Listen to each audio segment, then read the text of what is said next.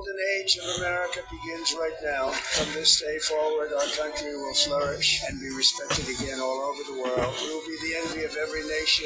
America will soon be greater, stronger, and far more exceptional than ever before. Ang kabahin sa inaugural speech, President Donald Trump.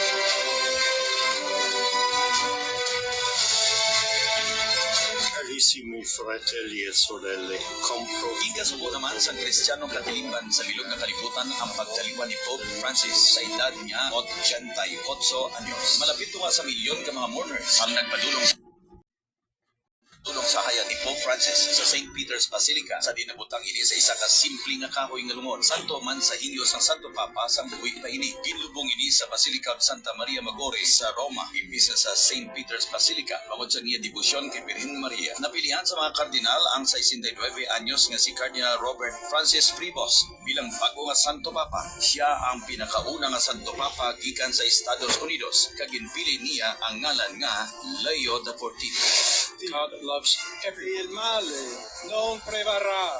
Evil will not Siamo prevail. tutti nelle mani di We Dio, are all in the hands of God. senza paura, So without fear, uniti, united mano nella mano con Dio hand in e hand tra di noi, with God and among andiamo ourselves, avanti. we go forward. Ang pinakauna nga pahayag ni Pope Leo XIV bilang bago nga Santo Papa.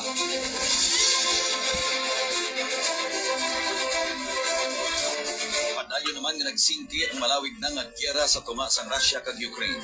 Lakip man diri ang nagaibwal pa nga konflikto sa tunga sang Israel kag Palestine. Ilabi na sa Gaza kag sa border sang Lebanon. Linibo man ang nawadan sang puluyan tungod sa civil war sa Sudan. Antes magtakop ang tuig, labi pa nga nag-ibwal ang tensyon sa Cambodia kag Thailand. Sa negosyo, naghina ang baylo sang peso kontra dolyar. Sa din nalabot ang all-time low nga 59 pesos and 41 centavos pero 1 US dollar. Padayon man ang pagsangkad sa e-commerce. Nagsanyo pa ang food delivery market. Kag nagdamo ang nagsulod sa digitalization sa negosyo. Dahil basic Ideklara man sa original Department of Agriculture and Food sa Security Bacolod Emergency sa bugas. sa TV Sa Patrol hinampang, Negros. inistoryahan sa bilog na kalibutan ang Filipina tennis star na si Alex Yala. Si Yala ang labing una nga Pinay kag Asian nga nagkampiyon sa Guadalajara 125 Open Final sa Mexico.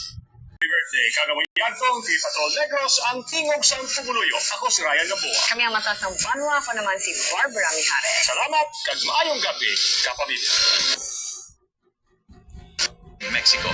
Nakuha man ni Alex Ayala ang iya pinakaunang nga gold medal sa ika-33 nga Southeast Asian Games sa Thailand. Ginkatibot naman sa basketball world ang pag-trade sa Dallas Mavericks kay Luka Doncic sa LA Lakers kabalo kay Anthony Davis. Ginkatismaya naman ini sa matabo nga fans samtang ang iba nagpabutyag sang kalangkag para sa LeBron James Doncic tandem. Sa edad na 40, padayon ng NBA superstar nga si LeBron James sa paghimo sang record sa NBA. Ginkilala si LeBron bilang pinakauna nga player nga nakahampang sang 23 season sa NBA history. Wala man ginauman ang pagkampiyon sa Oklahoma City Thunder sa pagtauna sang lamharon nga player kag ginkilala man nga MVP kasi Shea Gilgeous-Alexander. Sa kalibutan sang boxing, liwat nga nagbalik sa ring si Pinoy Pride Manny Pacquiao sa diin. Iya nakasumpong si Mario Barrios. Nagtapos ang ilahampang sa majority draw. Sa entertainment, nagmatuod ang prediksyon sang psychic expert nga ang tuig 2025 tuig sang tentasyon. Pila ka showbiz couple ang nagbulaganay. Lakit na sanday Ellen Adarna kag Derek Ramsey bangod sa ginpahayag pagluhit sa aktor. Nagbulaganay man sanday Catriona Gray kag Sam Murphy, Liza Soberano kag Enrique Hill, Jake Cuenca kag Jay Filomeno, Kobe Paras kag Kaylin Padilla, Bella Padilla kag Italian-Swiss boyfriend nga si Norman Bain, Christine Reyes kag Marco Gumabaw kag Julia Barreto kag Gerald Anderson. Sa Hollywood, nagbulaganay man sanday Katy Perry kag Orlando Bloom. Sang uli higing kumpirma ni Katy Perry nga nag-date na sila ni former Canadian Prime Minister Justin Trudeau. Pila ka mga pantong nga showbiz personality ang nagtaliwan lagit na ang ginagabig superstar sa Philippine cinema nga si Nora Honor. Ang ginbansagan Asia's Queen of Songs nga si Pilita Corrales, legendary actress nga si Gloria Romero, OPM icon nga si Freddie Aguilar, humanitarian actress Rosa Rosal, actor nga si Ricky Davao, singer nga si Haji Alejandro, Ruben showbiz Salon, columnist Mike kag talent Enrique. manager nga si Lolit Solis, director nga si Ricky Lee, Napatay na si Herman T.E. Atienza, Descano. napatay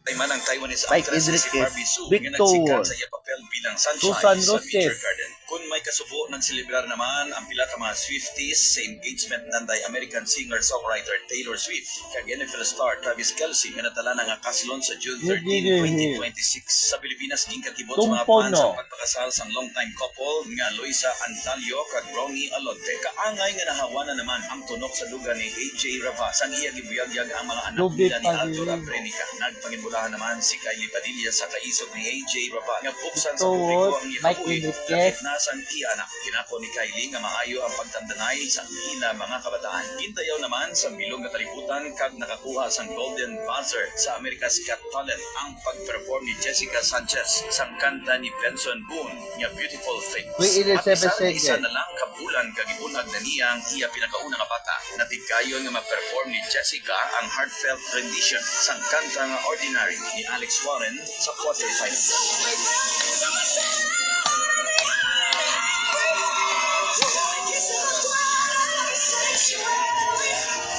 Indeklarado na ini nga kampiyon sa America's Got Talent Season 20. Sa kalibutan sa pageant, nakuha ni Emma Mary Tiglao ang back-to-back na korona sa Miss Grand International 2025.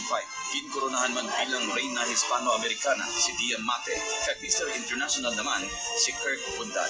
Nangin kontrobersyal naman ang resulta sa Miss Universe 2025 sa dinagdaog si Fatima Bosch sa Mexico. Nagtapos naman bilang third runner-up ang pambato sa Pilipinas ni si Atisa Manalo.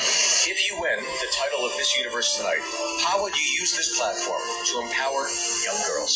I work with an organization called Allen Academy, where we work with young people to provide them opportunities to make them realize that it doesn't matter what your life circumstances is, it doesn't define where you will go. And I want to continue working with Allen Academy in a bigger platform like Miss Universe to pursue